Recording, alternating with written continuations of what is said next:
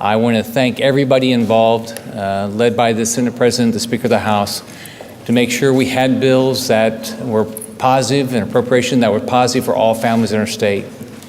I want to thank the Speaker that he came up with the idea of adding money to the call to make sure we had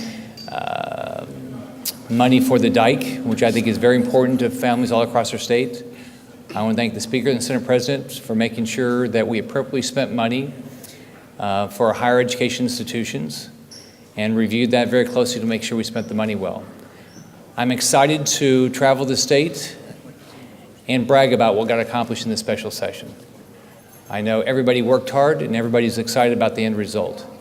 So again, I want to thank everybody, and I think we can all feel proud that all the decisions were made in these 3 days are going to be good for families all across our state. So I'll turn it over to the Senate President, Joe Negron. Yeah. Thank you, Governor.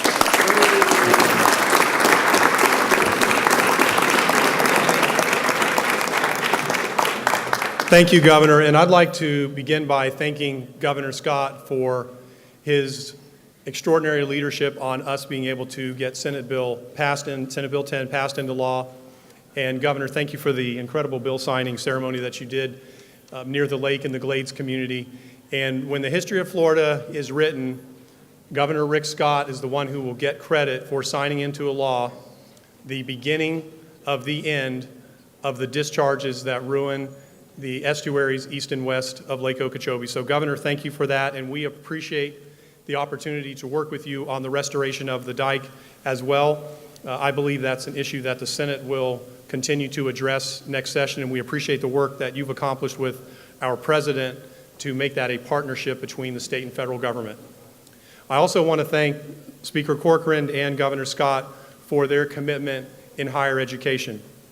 We're in the graduation season, and all across Florida, thousands of students and their families are going to graduation ceremonies, and we have students walking across the stage with a diploma in one hand and a job offer in the other hand.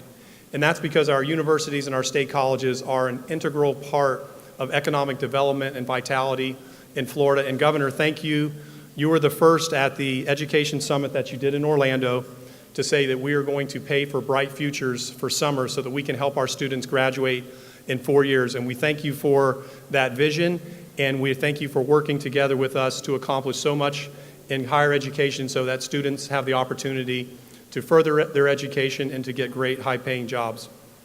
And then finally, I want to thank Speaker Corcoran for extraordinary work in the area of K-12 education.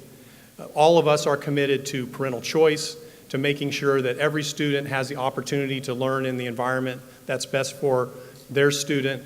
And for the 2.8 million students who go to school every day, for their families, for their parents, to give them as many opportunities as possible for what's best for their students. So I want to thank all the members of the Senate and the House and the Governor for working together collaboratively over the last 3 days. We've accomplished a lot, and I think we've made Florida better for families and for businesses. Thank you very much, Governor.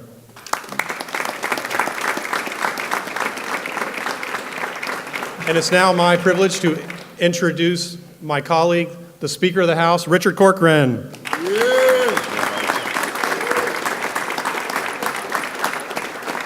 Thank you. First and foremost, we wouldn't be here if it wasn't for the great leadership of Governor Scott. And I want to thank you first and foremost, Governor Scott, bringing us back. And we're having a tremendous, if you put them all together, the special session, the regular session, it's a landmark year. And today we closed it out with proper funding for K-12, a model for economic development moving forward that I think in no time the rest of the 49 states will follow, a vision of the governors, and it's an honor to be a part of that, Governor. It's also neat that it looks like one of the first infrastructure projects might be beginning the repairs for the dike in Lake O, so that's an exciting thing too that happened today. I'd also like to thank the Senate President, obviously the President-designate Galvano and President-designate Simpson, all of us on behalf of our House members and House leadership, and Speaker DeOliva, Speaker Dede, Sprowls. We worked closely over these last 3 days. I think the legislature has kind of become to you guys as I think we call ourselves the cardiac kids. We get you guys all worked up, and then we come to a nice, smooth landing, and we accomplish a tremendous amount of policy. So, but it's been a great special session. It's been a great 6 months, and my hat's off to the governor and the Senate for all that they have accomplished and what we've done for the people of the state. And I agree with the governor when he says that. I think what we're doing is going back home and we're telling parents, we're telling business owners, we're telling the state that we're on continue on that great road of prosperity, that great road of jobs, and that great road of excellent education. So it's been an exciting 6 months, and it's an honor to serve the House. Thank you.